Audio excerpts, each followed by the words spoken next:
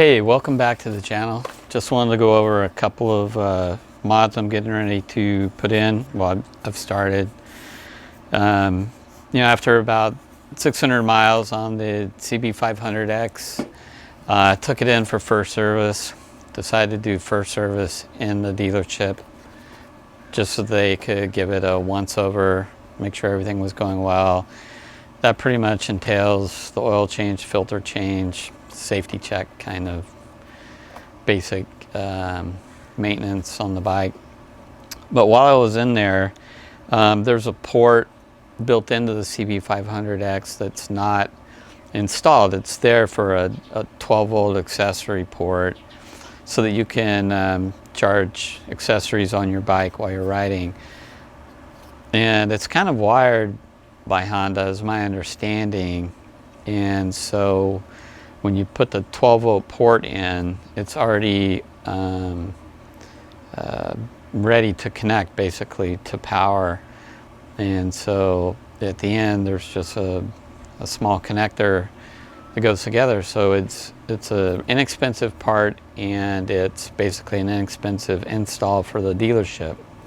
So for me it was only a $20 part, and they only charged me $25 to install it while I was in for my regular first maintenance.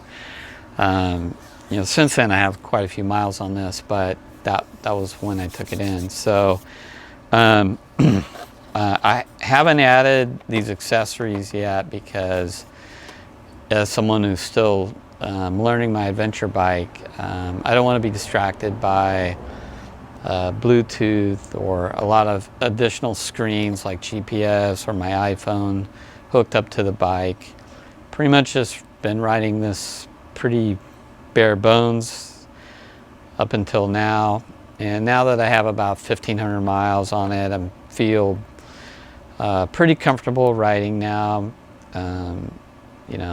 So I figured it's time to start adding a few more accessories. As you recall, I did put the foot extenders on the pedals, the kickstand, and that's gone pretty well. So that's worked out, yeah, very well. So anyway, I thought we could take this off and unbox this, and oh yeah.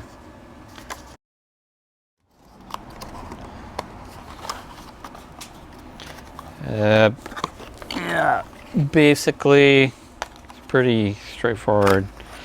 Regular. If you have any sort of accessories in your house that you charge now, you're probably pretty used to USB ports, bricks that you plug into the wall, or other things that you charge in the house. So this basically, it just comes with 2 USB ports, and it's built to plug right into the accessory port with the contacts on the bottom and on the sides for the 12-volt port. So basically it's gonna this one I bought so that it's almost flush. Basically, let's see, this is a AINOPE fast car charger, AINOPE, yeah, AINOPE. So anyway, it's a fast charge, and it's compatible with the with this port. So it's going to be relatively easy to put in, I think. So here we go. We just take this off. We take our charger, slide that in, push it down flush, and there it is. That's it. It's flush. It looks really good. So anyway, I'm gonna be trying that out on my next few rides. Okay, the second accessory that I wanted to get put on is a quad lock, basically a handlebar mount for my phone if I want to put it on there for maybe a longer ride. I've got charging now, so I could have it mounted, and if I wanted directions, I could do that. and would work fine. I think, you know, most of the rides around here I probably don't need it, but I think there have been a few rides where it would have been nice to have my iPhone mounted, but I really didn't want to be distracted as a driver, so so I didn't have it mounted. But so I just pull over and look for look at directions and then put the phone back in my pocket. But now I think I think I could probably have that mounted and look at it for directions when I have to. So anyway, this should be pretty easy install. I have one of these on my mountain bike and my road bike, regular bicycles. So I already have the case on my iPhone for the quad lock, which is perfect, works out great. This is typically sold separate from the case because the case is obviously phone dependent. So if you get one of these, you have to also get the case. I forget how much this was. I don't think it was very much, so it's relatively inexpensive for a mount. Anyway, I'm gonna open up this sucker here. Let's see what we have to do. Directions.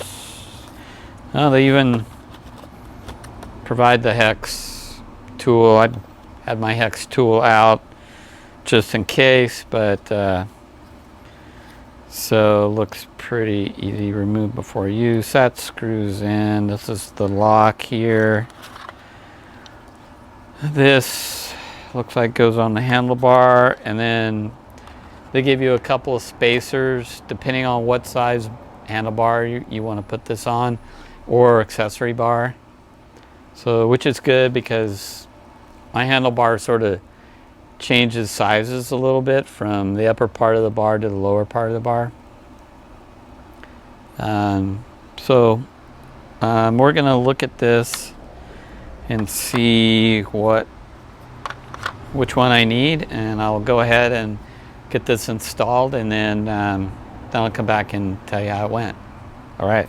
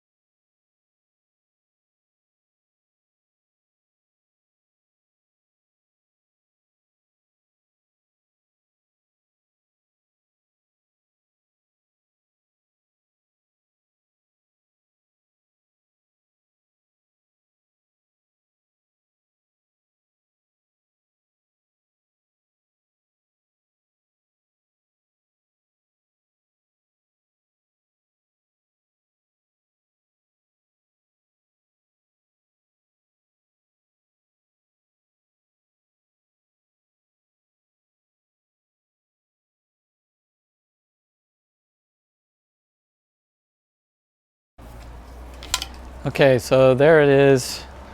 I put it on, literally, I didn't even open the directions. It was so straightforward that it took me less than 5 minutes just to put it on there. Actually, probably less than that, but here, I'll show you what it looks like.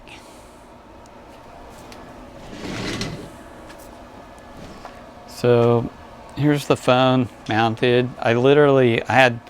It took me probably just as long to go inside and find my iPhone to put it on here. But so here we go. Basically, the quad lock, it snaps right on. You turn it at about a 45-degree angle, and it's down, and then you twist it, and it snaps into place here. There's a blue tab on the side, you see here. I think to release, I think you just push that down and turn it, and pops right off. So it's pretty straightforward. It's a breeze of an installation, and I think it'll come in handy. I like the position. I might turn it a little bit more, but let's see if I can do this one-handed. I don't think I'm going to be able to push down and turn it so easily, but let me put this camera down.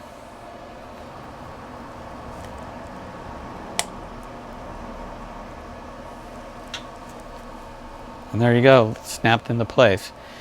So I think maybe I might turn this down a little bit. I could also do it in a landscape mode. I'm not sure if I want to do that.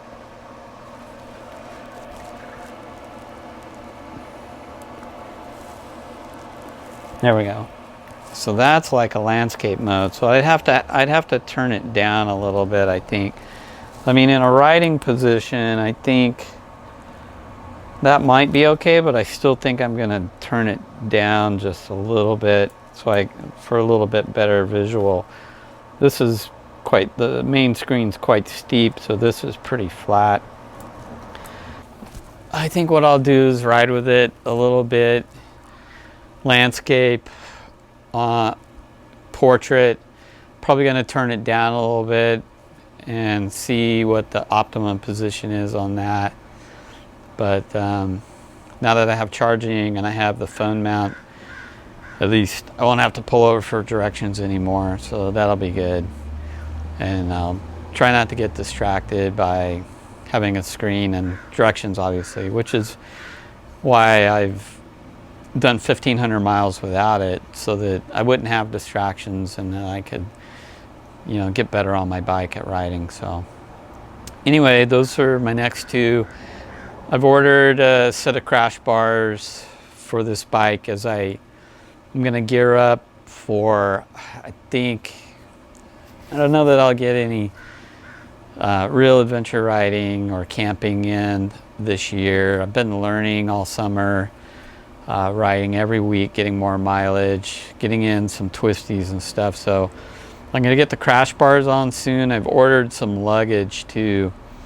I got a GV top rack, the top plate for the mono key setup, and then I got a 40-liter top case for the rack.